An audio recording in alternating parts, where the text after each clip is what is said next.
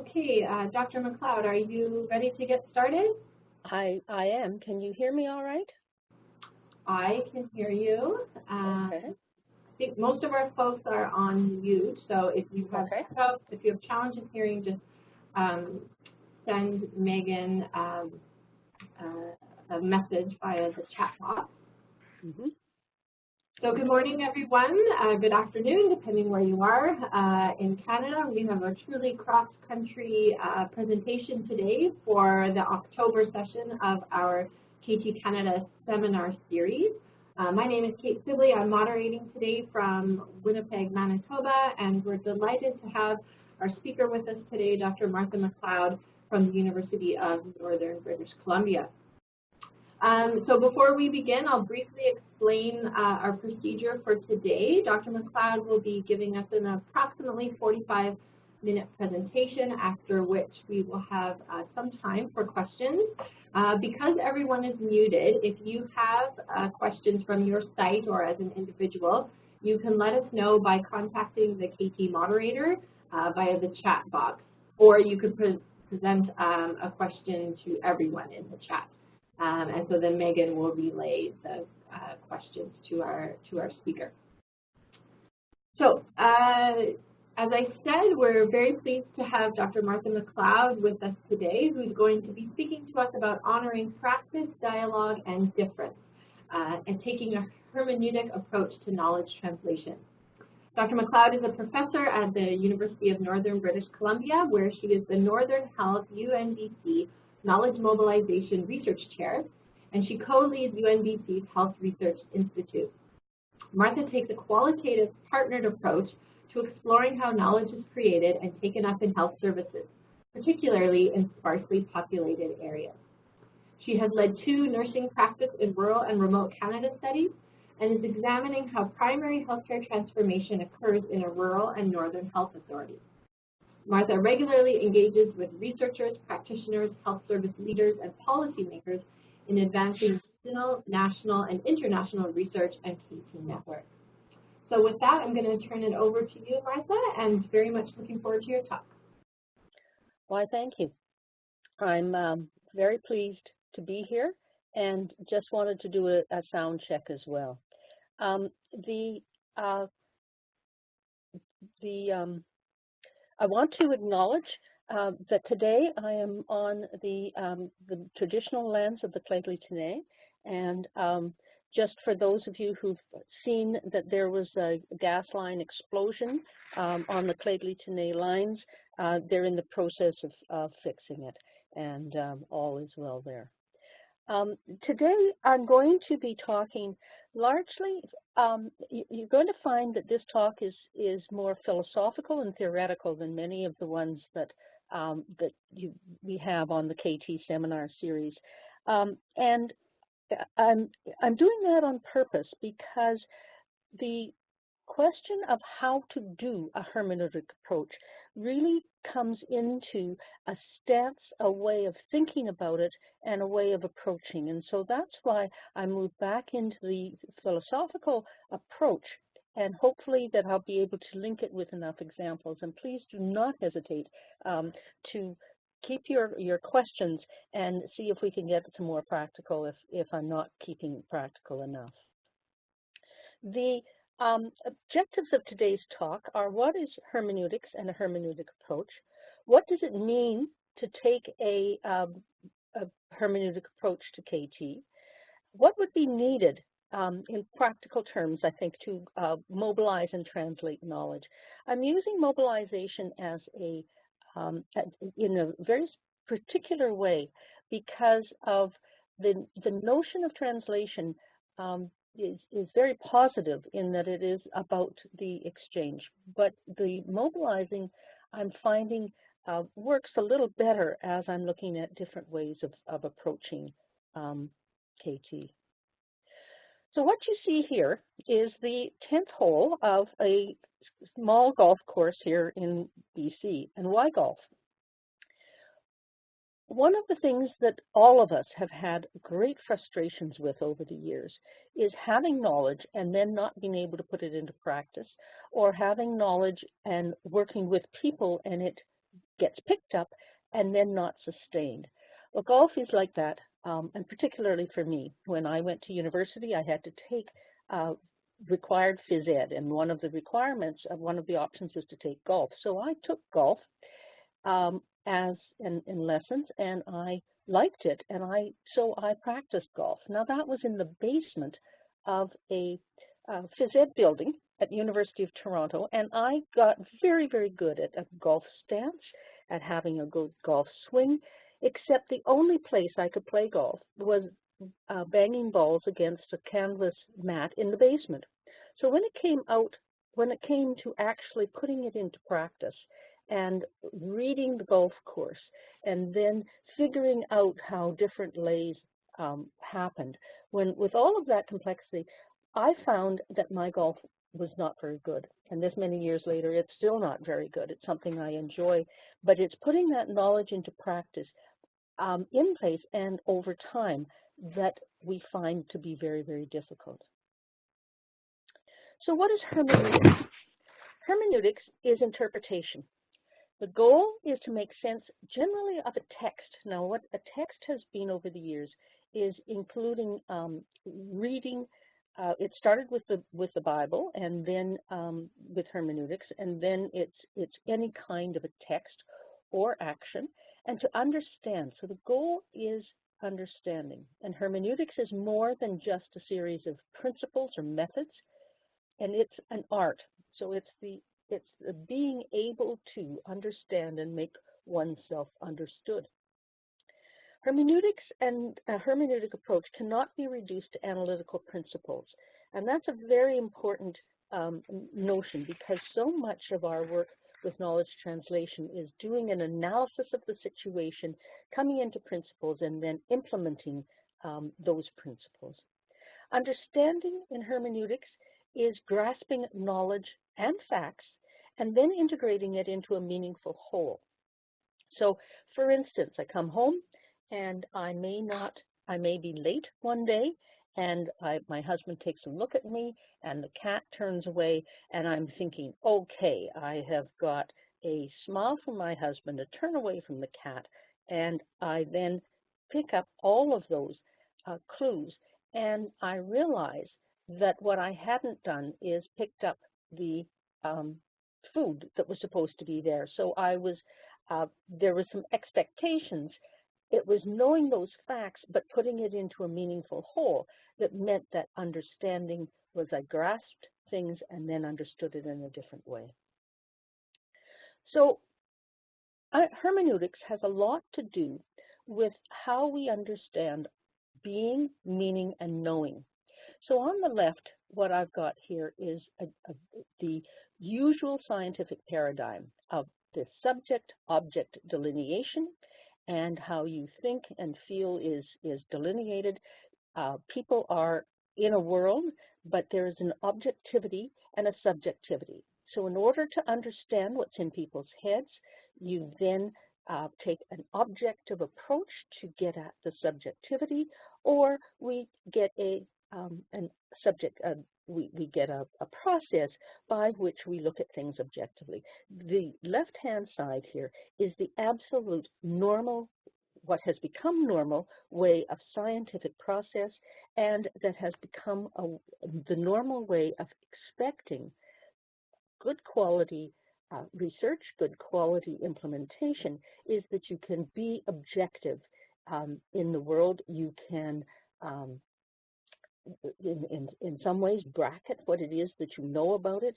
You can create tools that are reliable and more important, valid, but more importantly, that reliable. So it doesn't matter who implements the tool, you will get the same information every single time because your concepts are so clear, and you then are able to implement that way of thinking in the world is the normal. And I'm oversimplifying this. Don't get me wrong, I'm really oversimplifying it. On the right, you have the move in philosophical thought to what is more in the social constructionism area. And that is that we are in the world. There is some people really do say that there is the subjective and objective are interconnected. and that meaning is created socially, that there is social construction, and it comes through conversation, or, for instance, in grounded theory, it comes from a form of symbolic interaction, is where there's interaction of symbols, and we come up with co-creation. This is on the right-hand side is where co-creation stands, and a lot of that's the social constructionism, which is becoming much a greater perspective, and in the knowledge to action area. So I'll come back to that in a while. I'm coming into where hermeneutics has come from, and I just go back a little bit. So it's been very helpful to me to know where things come from, and then figure out, try to delineate what kind of approach is different. And when people say, "Oh, I do the same thing as you do," and I feel it doesn't feel quite right, I'm able to figure out what line and tradition people come from that might be quite a little different or similar. So I go back to Schleiermacher back in the late 1700s, early 1800s, and he looked at interpreting the Bible. And at that time, that was a very big thing to do. And he identified the concept and brought into the philosophical discussion that notion of understanding. And what we are about is understanding, and not just looking at trusting what is being written on the page, but finding a way to understand it. Next person that comes along is Dilthey, and Dilthey is absolutely a critical figure in hermeneutics.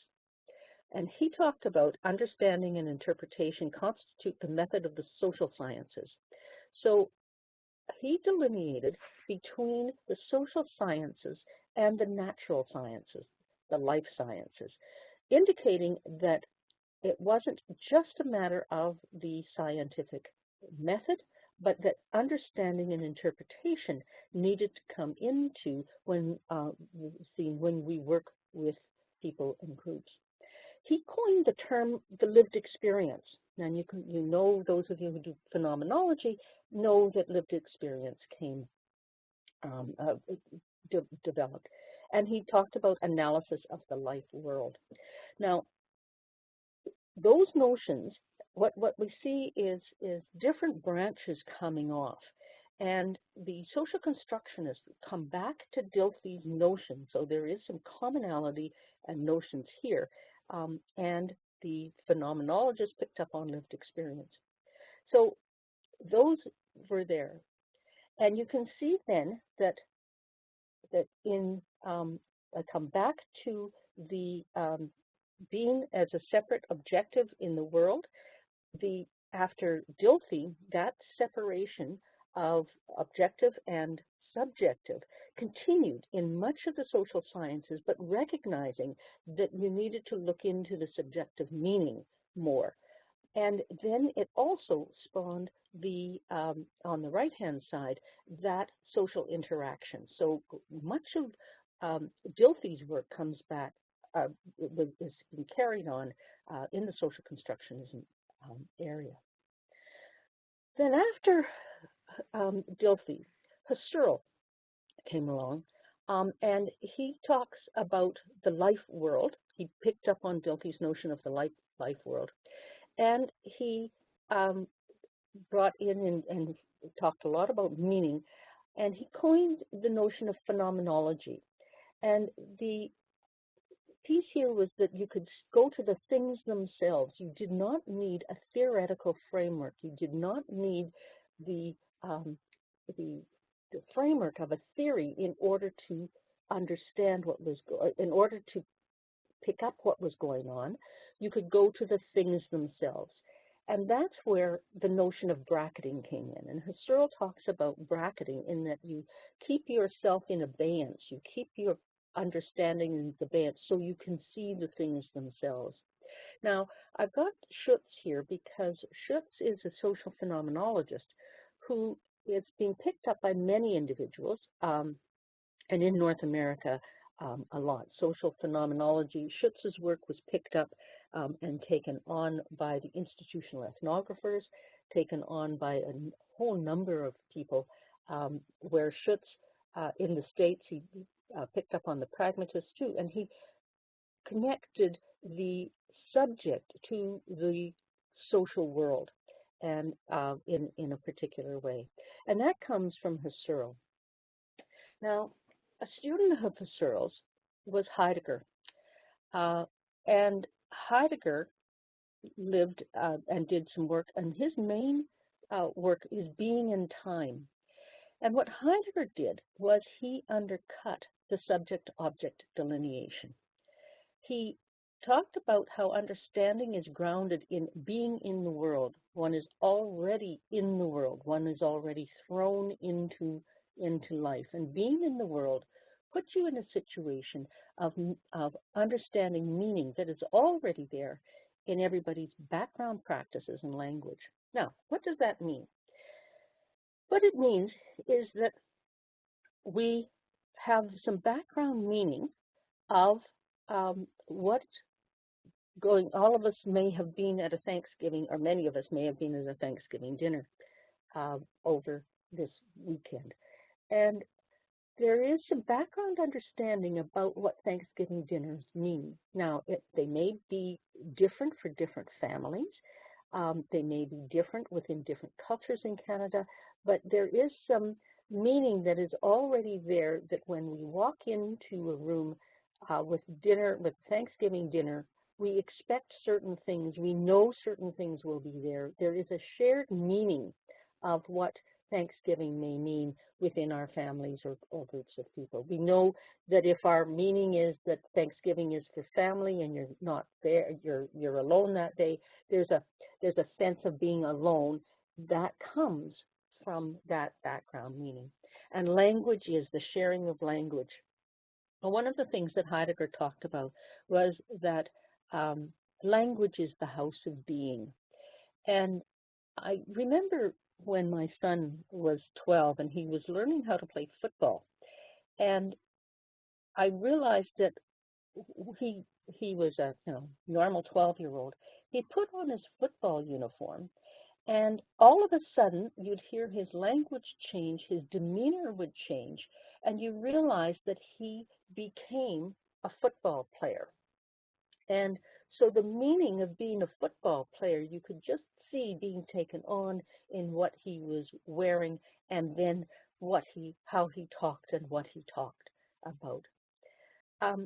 Phenomenology. Heidegger talked about phenomenology as a way towards seeing that understanding, but he brought in interpretation, knowing that in order to get at what is there in the world, what we have to uncover what is not immediately apparent. You cannot assume that what you see is what is there. Interpretation is what you do. And he identified that we are interpreting beings. I don't think it was him, but somebody speaking about what he was. We are interpreting beings all the way down. And what that means is every time we talk, every time we look, every time we understand something, we are interpreting it. It's just not coming to us as unfiltered. We have filters and interpret as we go. Now, remember, these are philosophical stances, and there are people that do not believe that. But this is what Heidegger set up.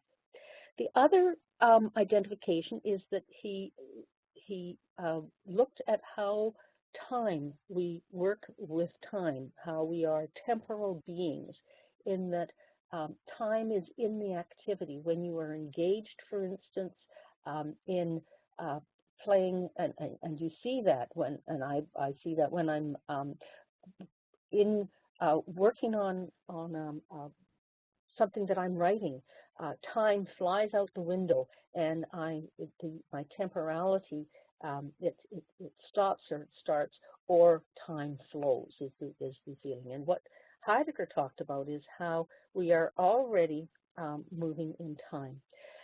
he identified, now he wasn't the first one to talk about the hermeneutic circle, but he brought in the notion of the hermeneutic circle as being a very important thing. And that is that we understand something only in relation to the whole of what it is a part, and vice versa. For instance, I walk into a meeting and there is, I look at people are standing around, and I'm thinking, okay, I see some people there, and I think, okay, so what is this meeting about? When I look further and I see who else is there, and they might be drinking wine rather than coffee, I understand what the wine means perhaps a little more. Then I look at the whole and I understand what the whole means. So we do that all the time, is that we understand a part and then part of the whole, and then we understand the whole differently because we understand the parts. I'll talk more about that a little bit later. So where Heidegger talked about is the way in which we are in the world, that meaning and knowledge is that we have a shared set of meanings and background knowledge. Now, how does that work in a multicultural area? It's not perfect. There is not, the meanings are not fully shared.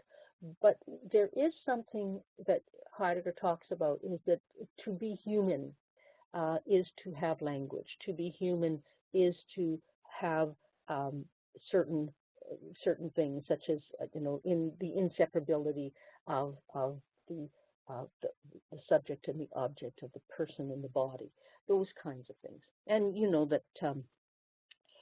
So that notion of meaning and the situation of meaning and the situation of language is a little different there, or is quite different there. Okay, so who else in hermeneutics, and why are we continuing? We're continuing because what the kind of hermeneutics that I'm talking about in terms of putting practically into action comes from Gadamer, largely. Gadamer talked about the historic nature of understanding, and that is that you understand from the past, currently in the present, and always pointed towards the future. Language brings about the understanding. Just let me get back here, and that there is a fusion of horizons. Now, I'll talk a little more about fusion of horizons later, but essentially what it means is that we come to any situation, anything that we are interpreting with some prejudgments, with a horizon on our own, the text or what it is that we're encountering, which is not in us, it is out there, has a horizon of its, and what you're trying to do is through dialogue fuse those horizons. I'll talk more later. Ricoeur is a French phenomenologist, a French philosopher, and he talked about bringing phenomenology and a phenomenological description, which is very much like a Husserl. Husserl talked about phenomenological description. Heidegger talked about phenomenological interpretation, or hermeneutics. Now, Ricoeur joins it with hermeneutics, but he takes the stance of hermeneutics that comes a little older than that, which is a link between the self and the other through dialectical engagement. And so you'll see in the Nordic countries, there is a development of phenomenological hermeneutics, including starting to look at implementation. And they're using a Ricoeur approach, but it does keep that separation of the self and the other. And you see the description and the flavor of it being really quite different. He talks about metaphor. He did a very interesting work on language and narrative theory. He also identified how one can turn action into text. So you can take a look at action and then inscribe it and do it. And where I have used it is in field notes, where I've shadowed somebody and I describe the action, and then it becomes text for interpretation. The last one I want to talk about is Habermas in this line. Now, Habermas brought into critical hermeneutics, and he is a key figure in critical theory and pragmatism. And so much people bringing on to his work talk about and Ricoeur talked about the hermeneutics of suspicion, and Habermas is a key person in critical hermeneutics. And that is where you look to understanding, but you also look to what's outside and what is shaping that understanding. So when you do hermeneutics from a Gadamerian perspective or a Heideggerian perspective, you look very closely at what is going on and then get a sense of what might be shaping that. Habermas and Ricoeur look very specifically at what shapes what's going on. Okay, so getting away from that philosophy directly and talking about a hermeneutic approach to knowledge translation. Much of knowledge translation is like the bridge itself. This is a train bridge in Prince George, longest train bridge in BC, we think. And we look very much at KT being, and people doing knowledge brokering and such, being on that bridge and being that bridge. One of the things I want us to focus on in today's presentation is the water flowing, because the water flows in under the bridge, but it also is the most meaningful part. It's why the bridge might be there, and the water reaches both banks and is something additionally constituted. So what's knowledge mobilization?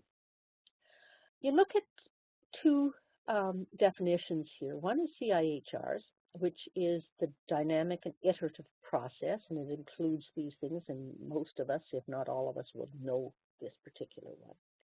And it is application of knowledge, and I think that notion of application of knowledge is something I want us to consider.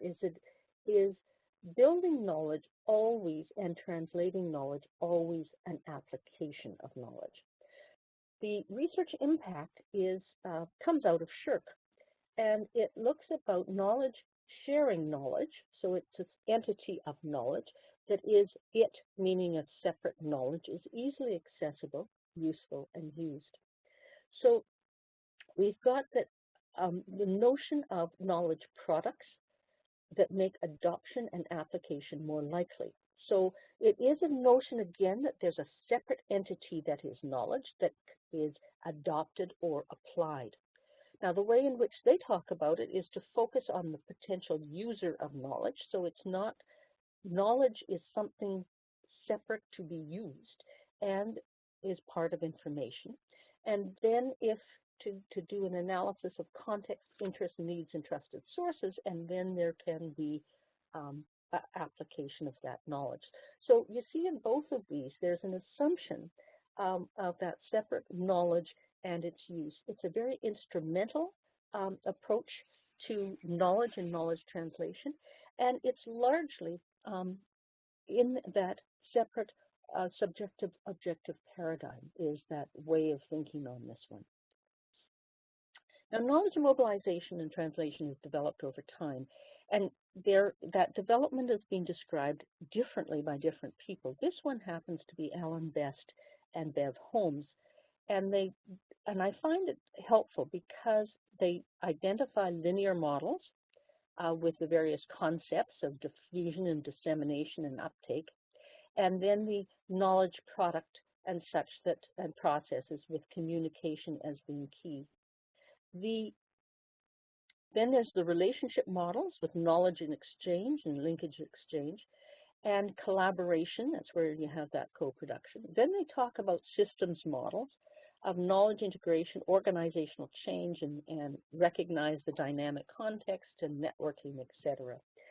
I'm arguing that it goes beyond system models. System models says we need to look at how things work, but by the way, we do it much about what is happening, and we can describe a whole bunch of what's happening, but talk about that how things work through the system is very difficult. So that's what I'm talking about here in the hermeneutic approach, is understanding the particulars of the how. Now, don't get me wrong, each one of these is really important to have in different ways.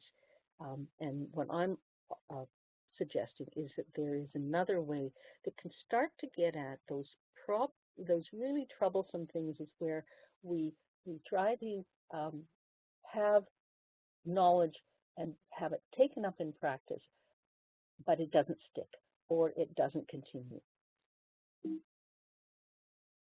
Okay, just a second. All right. One of the most common things is this knowledge to action framework, and it is really excellent. It's the Graham and Petrol model, and it's an excellent piece of it is that it is based on social constructivism with planned change, and it's so it's clearly identified.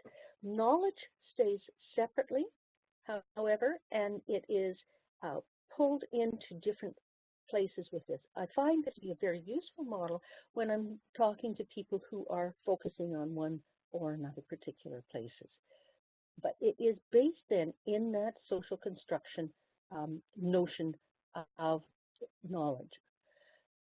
There are a couple of others that I've just put here because, as I said earlier, it's very difficult to tell, are these the same as what I'm talking about? And they're not.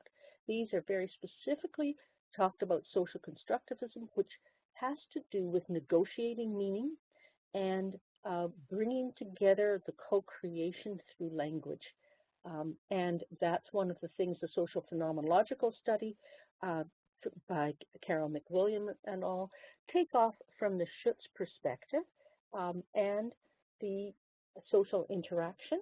And this one about deliberative dialogue is building on the knowledge to action model, or a bit of that knowledge to action, and then more in this interconnection.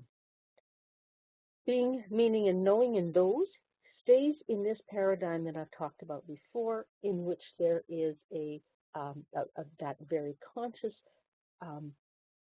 co-creation. And that is two separate beings through interaction creating meaning together in that middle part.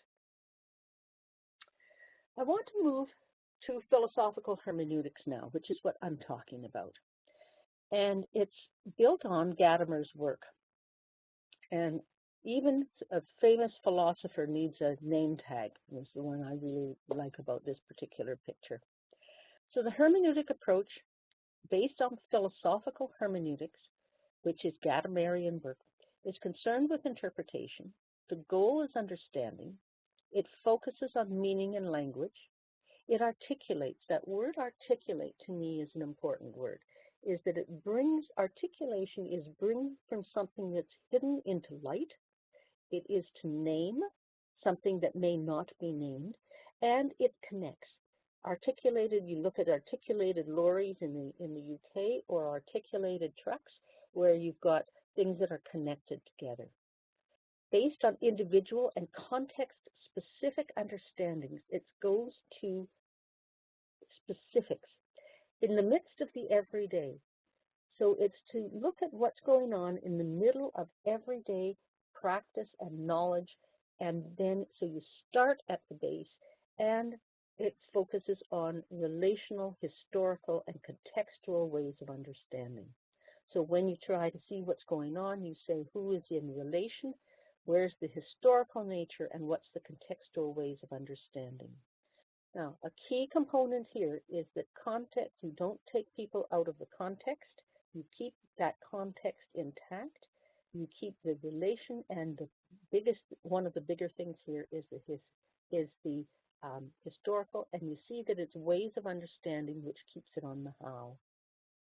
So this way of common understanding and having some common meaning, which is challenging when you're working amongst cultures and working with where is our common meaning and where is the difference meaning, and how do you work with that? That's an area that I think merits more exploration in this area. So A hermeneutic approach, when we get to KT, focuses on the how learning occurs, how evidence is taken up, how knowledge evolves, because it's not that knowledge is necessarily applied. Knowledge is not contextual. It's not acontextual. It is contextual. How actions are taken up or not taken up in particular places and situations, and it attends to timing and pacing of change. Explicitly attends to timing and pacing. Not to the time or the pace, but to the timing and pacing. So when you have that KT, you look at the how in context, in time, and in place. Hermeneutic approach does not create theory. It doesn't create common themes, often which are acontextual and atemporal, and it doesn't identify behaviors as outcomes. All of these are things that are expected in many. Like, what are the list? Give me a list of facilitators and barriers and to implementing something, and I will then start to work on those barriers or start to work on what facilitates it. It does not take those themes, which are contextual and atemporal. It might identify what's stopping things or what's barriers, but it's in context and it is particular. So it does keep to the context and the situation. It considers that situations, what you're working in right now in each of your areas, is always temporal, comes from the past, is in the present, and moves towards the future. And that is something that's sometimes very hard to get your head around, because we keep expecting to apply knowledge into practice. We apply for instance, a surgical checklist, and we expect it to be able to be applied in practice over a 3-month period, and then it stays. And it doesn't consider that situations are always temporal. People change, times change, physical actions change. We expect that aspect of concreteness and atemporality. Hermeneutic approach articulates differences and discontinuities in context and in timing. We don't just look for commonalities, and that's something that we tend to do. We really tend to do a lot. And that, to me, the way in which we do that is we try to see what is in common, and we often try to go for something that would be, in statistical language, central tendency. Because what you can then do, if you see what's things in common, you can see central tendencies, then you can predict. You can take that and say, I predict that this will happen there. Now, we know in qualitative work, when we work qualitatively, we're not supposed to generalize. We're not supposed to come up with something that is can be predictive. However, in order to move forward in the world and in our jobs and in our work, we really try to do things in ways that will predict that there will be success tomorrow. The transferability aspect of it is something that we say, okay, we can't be generalizable, but we can be transferable. But what you have to do in order to make something generalizable or transferable is decontextualize it. You've got to separate it from time and place so we can spread it. And I think that's one of the biggest concerns about, and one of the biggest reasons why there hasn't been that success in spread. So what we talk about is, we've got to contextualize, okay? So being contextualizing things is a big area, and we can talk about that later. But if you study or look at knowing in an acontextual way and presume that you can then take it out, decontextualize it, and then recontextualize it, there's something about that, how things work in practice, that I would argue is violated. And that may be why this spread and movement is not working. So in order to look at what's going on in a context, I think taking a hermeneutic approach gets you looking in a very different way. You produce what you get out of it. You can illustrate meaning that goes beyond the particular, and that might have some merit in the areas of spread. You can explain action in relation to their context, which provides guidance for future action. It cannot predict future action. And you can produce a nuanced interpretation that's useful conceptually and symbolically. We keep looking for instrumental use. Carol Estabrooks talked about there's conceptual use of evidence, there's symbolic use of evidence, and there's instrumental use of evidence. Instrumental use is that you can you get a checklist, and then you can use it and you tick it off. You produce a checklist, you create it, and then you implement it.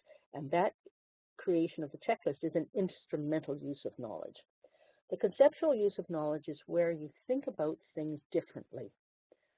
You produce knowledge, and it helps you to turn your thinking around so you look at something quite differently.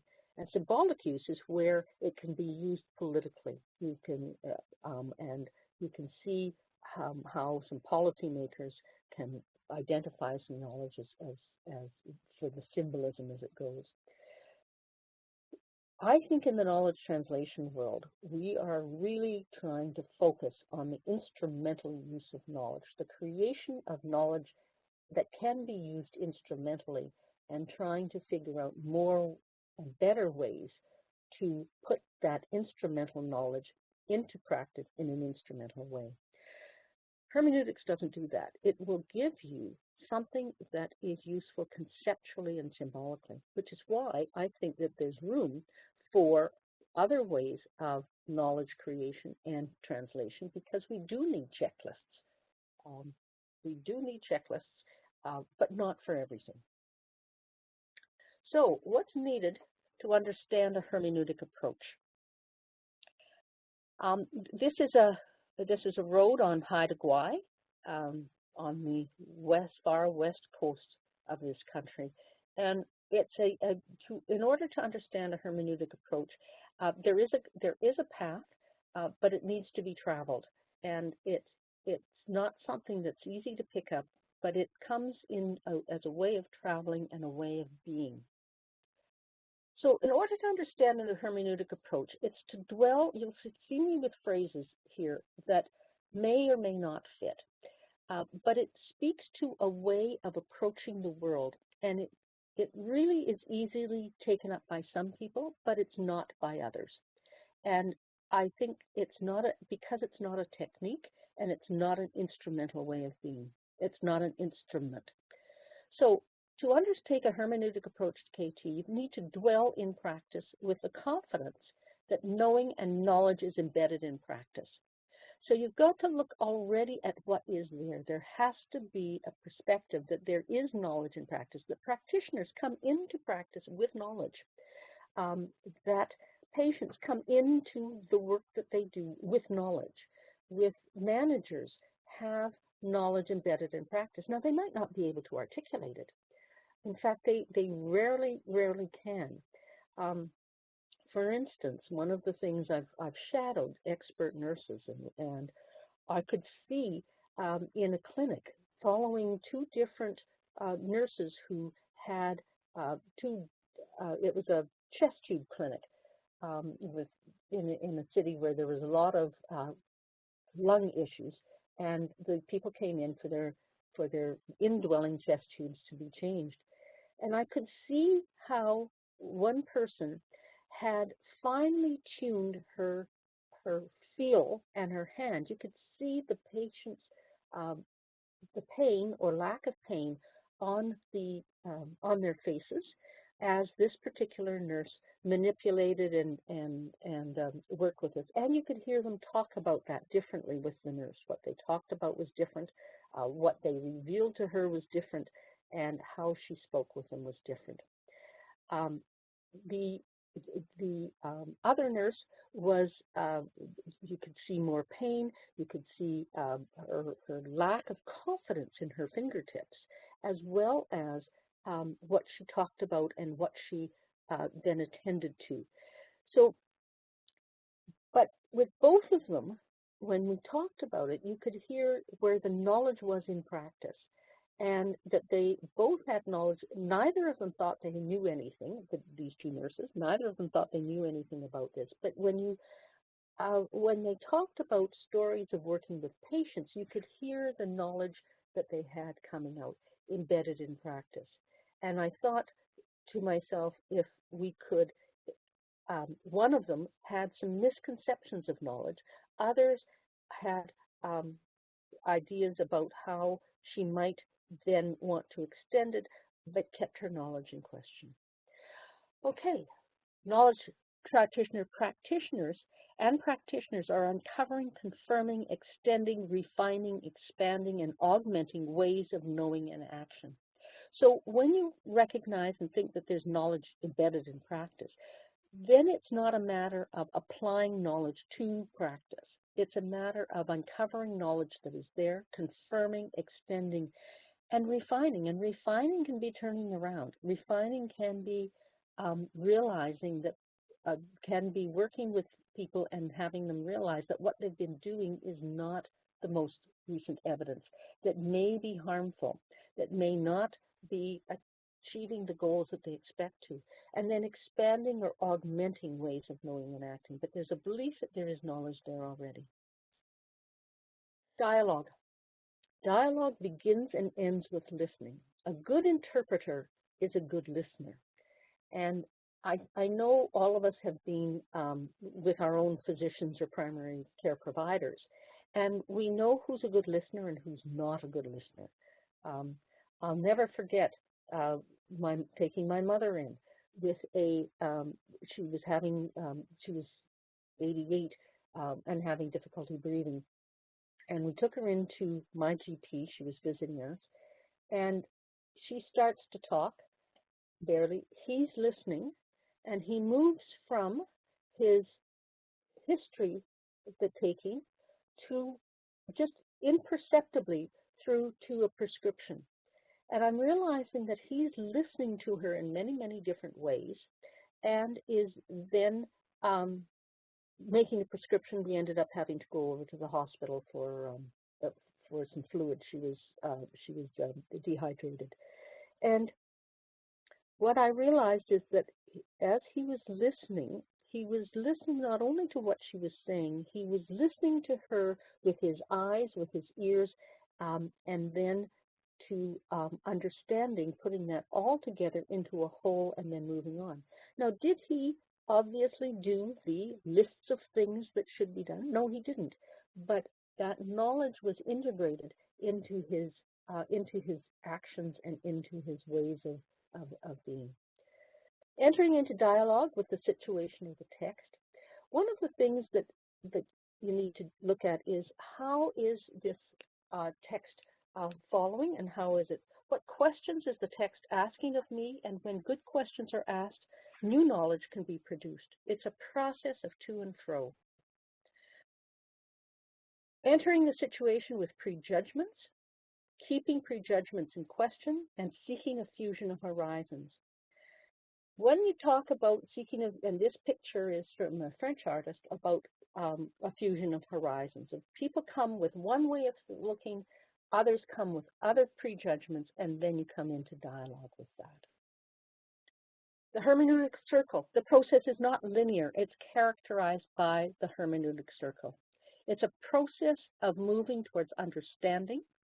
So that's why questions are such a big part of a hermeneutic approach, looking at the whole and the parts, and understanding expands. So the goal is not to understand the text or situation, but to understand something in front of it. The human, as Clifford Geertz talked about, the human project. What is projected in front of you? You see that Patricia Benner is there, and we've got Nancy Moore's work and some of mine. So universals or theories, as I've talked about, are not identified, but human context and world are explicated, articulated, and extended. So are we coming or going? And with this, you're both going and coming at the same time. we have a project that's ongoing that is supported by the BC Support Unit. You can see that I'm the project lead, and we have people from University of Calgary, UBC, Ottawa, and patient partner. And we want to advance implementation science. Our rationale is that the complexity is seldom directly addressed. Much of what happens is identifying problems once in a time. We need to know more about how practitioners work, and particularly in rural and northern settings, we need new ways of understanding implementation practices. Our study objectives are to articulate what it means to take a philosophical hermeneutic approach, and then to do two major things, to summarize and then advance understanding. So the methods are two. The first one is a knowledge synthesis with a scoping review, and the second part is interviews and observations. And we're taking two things. We're taking both where the researchers are working with the evidence that's being created, and then the other aspect we're looking at is how practitioners who are creating innovations are actually bringing in research and other evidence. And we're not sure yet about the knowledge translation, but we think digital storytelling might be a way to do it. And we're very thankful for the SPORE support with that. Now here's some references for the whole presentation. And I just realized we've got, I've talked a little longer than anticipated, but perhaps we can head to some questions and discussions. Katie. Hi, thanks very much, Dr. MacLeod. That was an excellent and really engaging presentation. I particularly enjoyed some of your analogies and the visual images. I have never connected golf with knowledge translation before, but it really resonated with me, so thank you for that. I can get started with a couple of questions, and then Megan, check in with you and the rest of our audience about any others that might have come in. And Dr. MacLeod, as you might anticipate, my question is, now that you've given us some of this really important foundation into hermeneutics and its potential application in KT, can you help us with some examples, and can you share some sort of stories about how you have used this or how we could apply this on the ground? Okay. I'd just like to give one example of that, because we're still exploring what it really means. This hermeneutics is used in research, but in terms of actual knowledge translation, we're not really sure.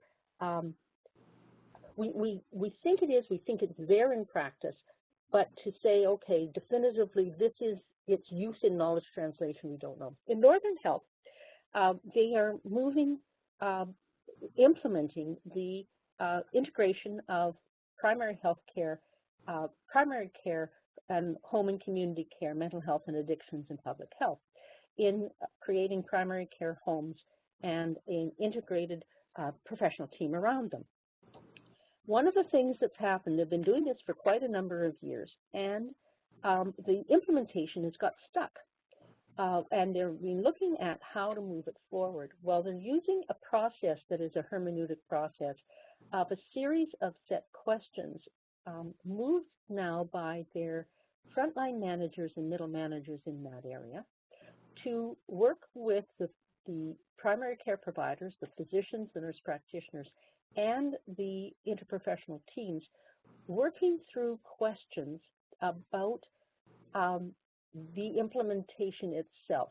And they're identifying, the goal is not to create answers, but rather to open up a dialogue so that through that dialogue they can come up with common understandings and understandings and differences about their particular situations around patients and their patient population. And then what can they do together to move the implementation of the evidence forward? So that process itself is a hermeneutic process, and we hope to be studying part of that to try and tease out what are the components or features of that make it work. Great, thank you. I think that's really interesting how the, really driving home how the perspective is not to create answers, but to create that dialogue and work together. That really seems like the key piece in all of it. Maybe I'll check in here, Megan, and see if we have any questions from our audience. Yes, thank you. So we have one from Western University. They are asking, they said it looks like a collective case study approach could be used via a hermeneutic process, as long as it's well-bounded. Would you agree? And the second part, perhaps you could comment on a collective case study within this approach. Okay. Now, I'm not sure what a collective case study is, but certainly taking a case is something that we do. For instance, this example I just gave you, we've got 3 communities, and we're going to be looking at how the implementation of knowledge is happening in these 3 areas. So the case study, in terms of the collective case study, I'm not really familiar. Really familiar with what it is. What it is, what I'm talking about is hermeneutics is a stance and a way through it. You do need some research techniques in order to do it. So that a bounded case study is a fine way to work it. It's just how you approach it and what you do with it and what you're intending to accomplish out of it. Okay, great. I don't have any other questions from the audience at the moment. Okay, perhaps I'll finish with one last question before we let Dr. MacLeod and our audience go. The other thing that I was sort of thinking about when you were talking about the balance and the importance of context and contextualization that is really embedded in the concept of hermeneutics, and how do you balance the need for that contextualization when you have a really sort of solid, well-established, quote-unquote, piece of evidence that there's a strong rationale for implementing or adopting? How do you handle that with a hermeneutic approach? Right. I think that we've got to that notion of fidelity is a really, I think, under-examined notion, because, for instance, the Ottawa Ankle rules, those are very simple rules that one, hopefully, then it's well balanced in evidence. It's very concrete. It's very finite, and having those implemented and picked up in practice, I think is very important. And keeping the fidelity to those, if they can be, because they're simple, and if they can then be picked up and used and incorporated into everyday way of being in practice, makes a great deal of sense. Others, you cannot.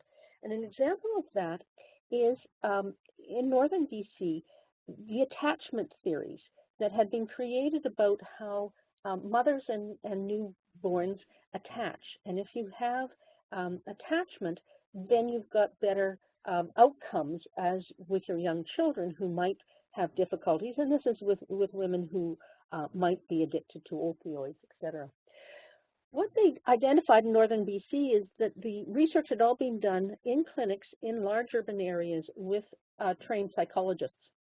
There was one child psychologist at the time in the entire northern BC, and of course they couldn't implement that, although it was an important thing to do. So what they looked at were what were the kinds of components of that intervention, and tried to work with women and others in First Nations communities, working out how those major components of that attachment theory could be implemented given the local knowledge, the indigenous knowledges in those communities. So it was a working through and a working out rather than just a straight application.